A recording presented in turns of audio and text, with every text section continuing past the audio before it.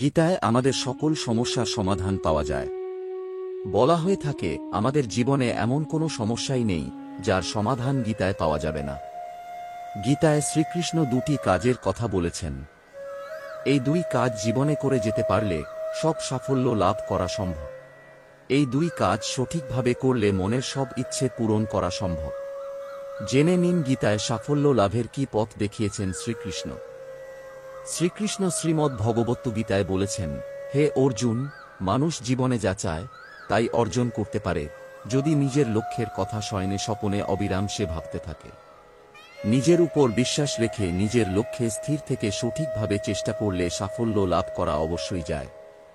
শ্রীমদ্ ভগবত গীতা অনুসারে আমাদের সবথেকে বড় অনুপ্রেরণা হল আমাদের চিন্তাভাবনা। তাই বড় কিছু চিন্তা করুন এবং মনকে সবসময় বলুন যে আমি পারব। শ্রীকৃষ্ণ বলেছেন, খুব রাগ হয়ে গেলে তখন একটু থামুন। রাগের মাথায় কোনো কথা বলবেন না বা কোনো কাজ করবেন না। ভুল করলে নিজের মাথা নত করে তা মেনে নিন। তাহলেই এই পৃথিবীর সব সমস্যার সমাধান হওয়া সম্ভব। যে বা যারা আপনাকে কষ্ট দেবে তারাও অবশ্যই কষ্ট পাবে। আপনি সৌভাগ্যশালী হলে সেই ব্যক্তির শাস্তি পাওয়ার দৃশ্য আপনি নিজের চোখে দেখতে পাবেন।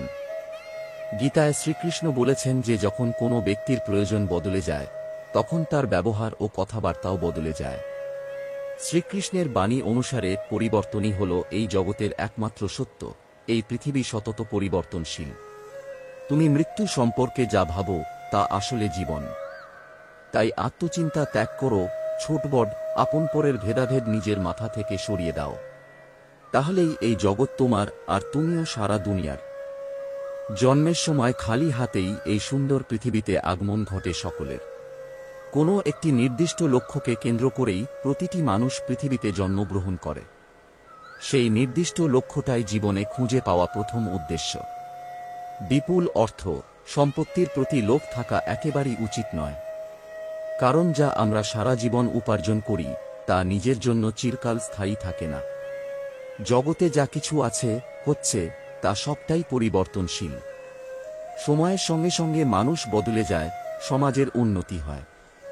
আসল কথা হল পরিবর্তনশীলতাই একমাত্র ধ্রুব সত্য।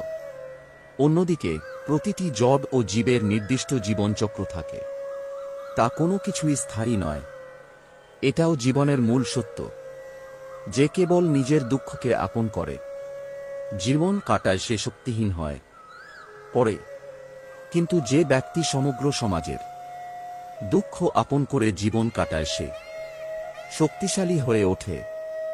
ভগবান শ্রীকৃষ্ণ বলেছেন, আমি কোন জড় বস্তু নই যে আমাকে চাইলেই পাওয়া যাবে।